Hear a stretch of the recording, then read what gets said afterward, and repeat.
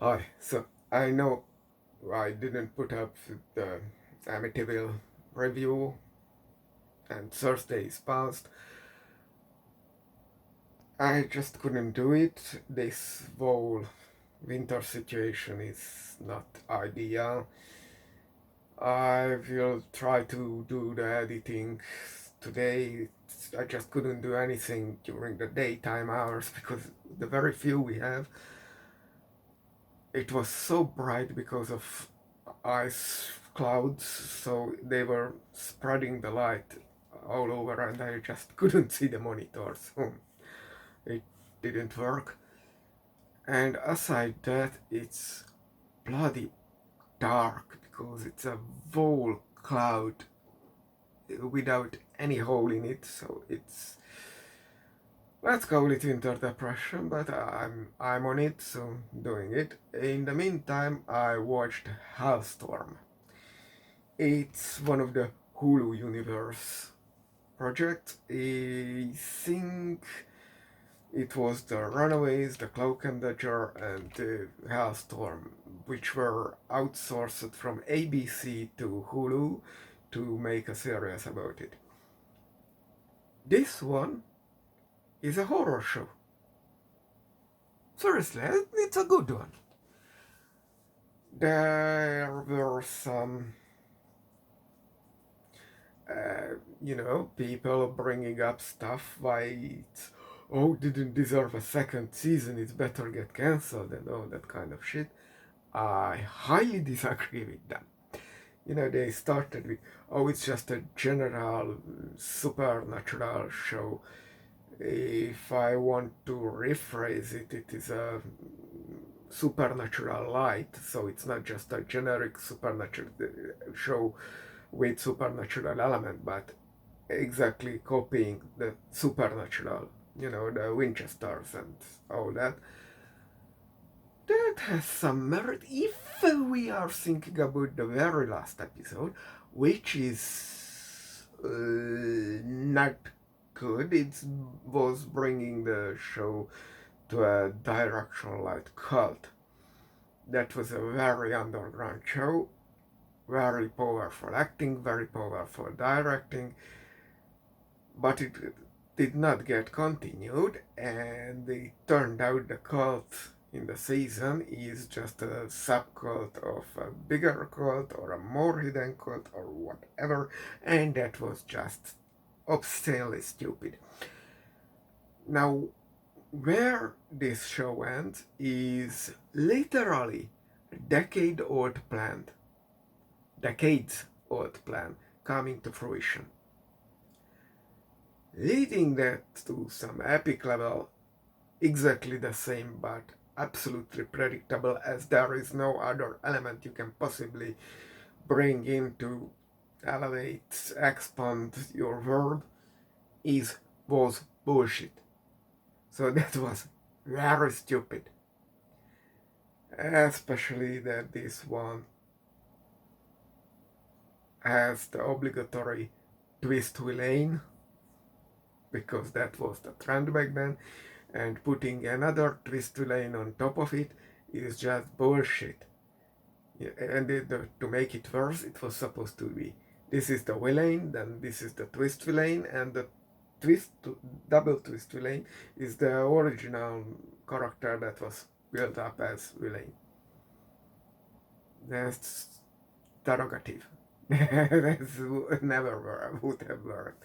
So yeah, on the other hand, as the villain, whether the villain or the twist villain, what it was built up is kinda like the original demon. So I see why you don't want to kill it. And here I think, I'm not entirely sure, because that's one of the fun part, figuring out the world building, because this has 10 episodes and it is building itself up and does not give you the, you know, explanation in just one segment like Spider-Man Far From Home, a whole exposition monologue. That's what horrible. So it looks to me that there were some original demons, whether they were originally human or what, it's not clear, and you should know that in the comics, the history of the world went like there were dinosaurs and stuff, and then demons ruled the world before humans. So that's an interesting aspect of the Marvel comics. Either way, so there seems to be these original demons, then there are the ancient demons who can mark people. I thought that it must be a special scar, but it kinda looked like it was just any kind of wound, so you became marked for possession. So you become available for possession, kind of like a zombie, but working on other lower. So, and if you one of the demons body gets destroyed, they just hop into one of the marked bodies.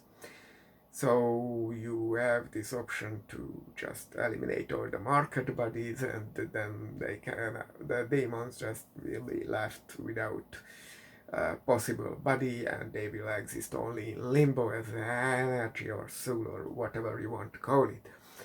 I took this right from the show. Now, as always in exorcism products, and this is an exorcism series, we don't really get angels. We absolutely don't get angels. There is not even a reference to angels. There is, on the other hand, a reference to God. But God seems to be the ultimate villain. Again, there was no season 2, so your guess is as good as mine, but back to the show. What even is this? In its essential, this is a family drama. But drama can work, however much I hate straight dramas, because this is not straight drama. Drama is just an underlying structure of a horror show, because this is a horror show full of tragedy and, the evil to fight. That's what makes a horror, that there is an evil, usually supernatural, that you can fight against. There is a method you can find, and whether you succeed or not, that does depend on the show or movie. And it's there, so this is a layered product. For example, it's not just a horror show with a family drama making its underlying structure, but it has a theme. The underlying theme is the cycle of violence. And in its core, because there is even a core, it is about nature and nurture. The education and circumstances and your inherited genetics and that kind of stuff. And on the other hand, what was the right wing's problem with this? Wasn't even that there is an LGBT plus obligatory character in here. It doesn't really play any role on the grand scheme, but there is the protagonist woman on the poster even, because we have a brother and sister as the protagonists, and the woman is tall, doesn't have giant bazoongas, and that just burnt out the right wing's mind, brain, whatever you want to call it. That's so stupid of an excuse to bury a show. It's just no. So this is a exorcism show. Is there vomits and head turning and all that kind of stuff? No. We have possessions. We have an implication of demon from demons in the past, but all we have here is possessions, about evil demon possessing this little girl. Yeah, oh, save me, please. Oh, you can't save her. That kind of stuff going on, mainly. But it's really not just a split personality. It's you really see it's a whole separate thing in there. It's absolutely the best made exorcism product I ever seen. Because here demons are actually, and while this is a very Constantine-like show, it's not Constantine. You don't have actual demons running up and down. You don't see demons in the mirrors and all that hellish stuff. No, you just see people. But the demons are evidently real. How do the demons have abilities? Yes, glad you asked. Mostly they have telekinetic powers, and we have the Star Wars telekinetic battles we always wanted, which were just implied in Return of the Jedi when Darth Vader is throwing stuff around. But now both sides are doing it. That's great. Along that, they use muscle mass, they use fighting skills. I won't call them martial art skills because we don't go that far, but yeah, it's fighting skills still. And we also have weapons, and we also have, the surrounding items, all that, planning, partners in crimes, all that kind of stuff. It's a well-built show. For the acting, absolutely fine for what this product is. You don't need big-name actors for everything. Actually, this is better because you can be sure they won't die, for example. But the other thing is, they have to work for their paycheck.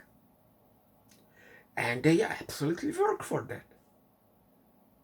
And, because this is drama, they don't have to go to the full length of emotions and don't have to do the big facial mimicry and don't have to wave around the arms and don't have to pose.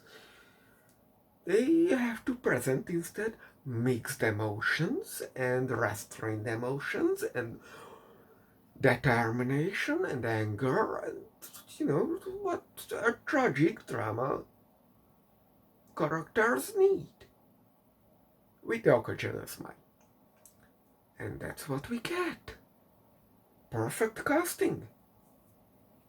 Some characters are absolutely loved, by the way more than that. Not way, but more than the others.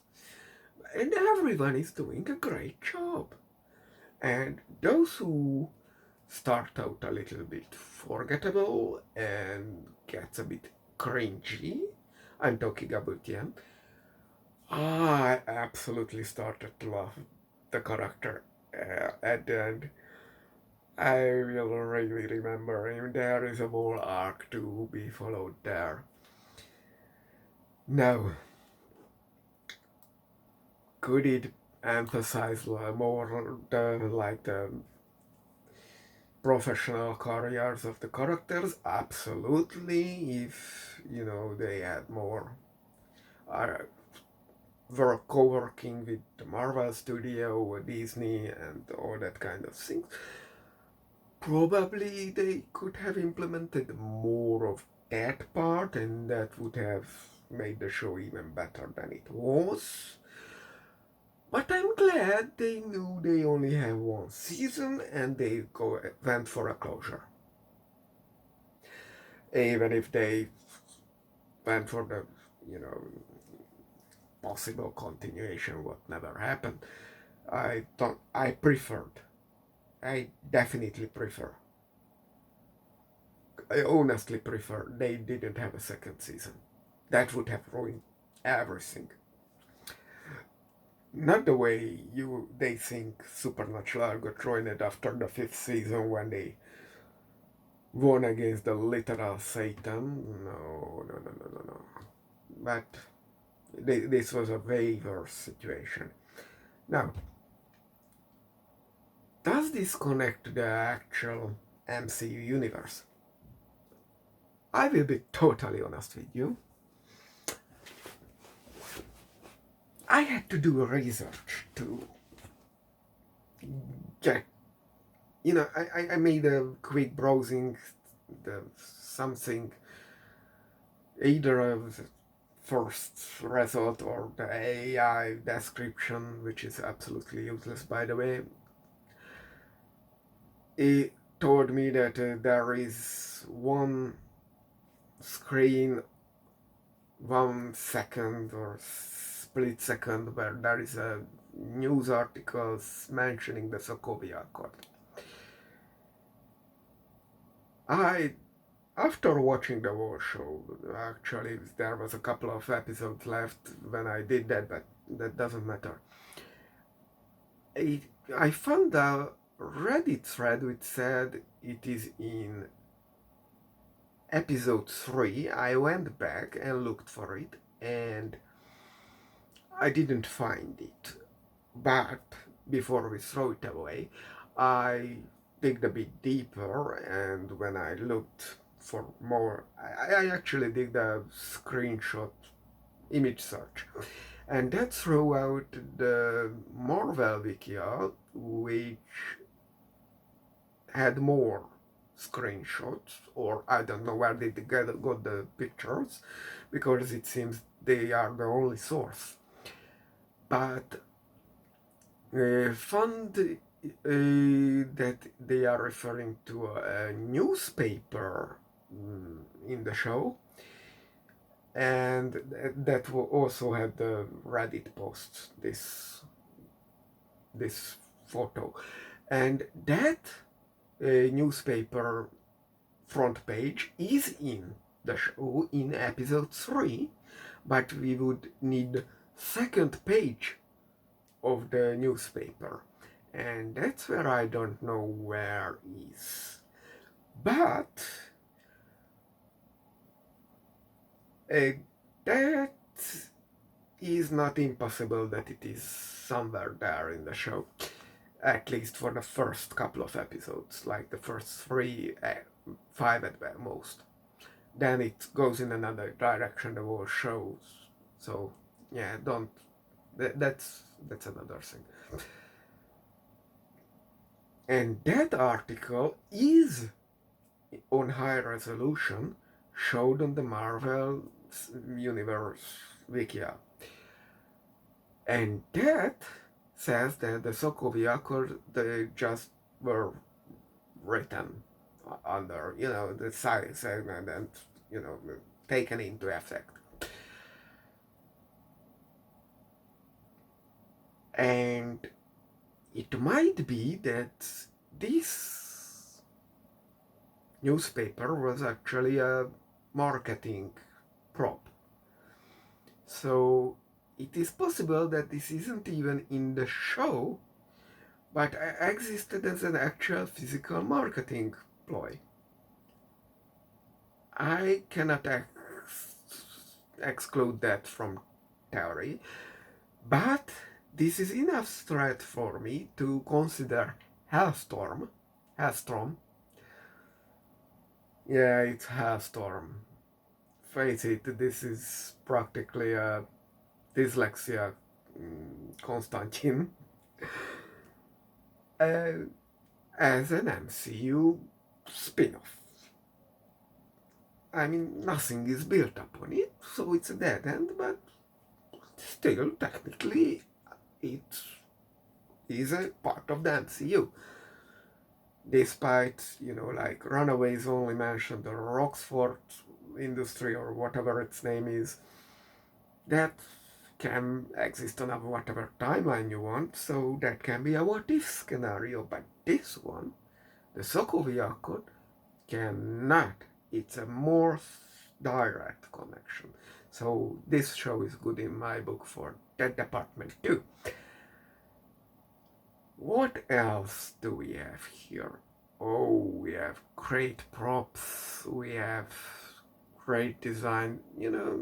If you think about it, you see the budget was not that big, but they knew what they were doing with it. So these streaming services, when they are putting their mind on it, they knew what they are doing. And this show is exactly that kind of product.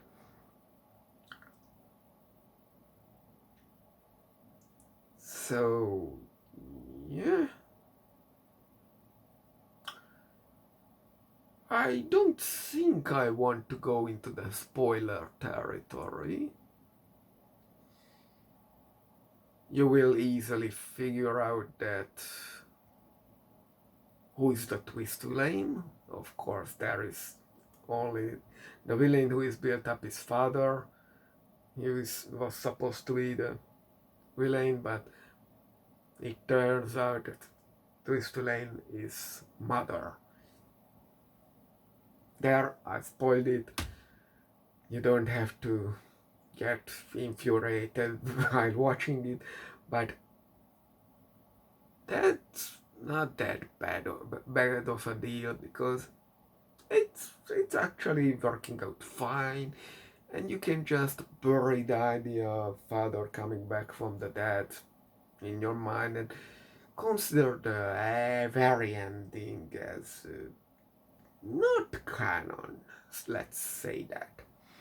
So it just ended and the fight is going on. Although I remind you, in the show, the demons, who might be just tragically fated humans,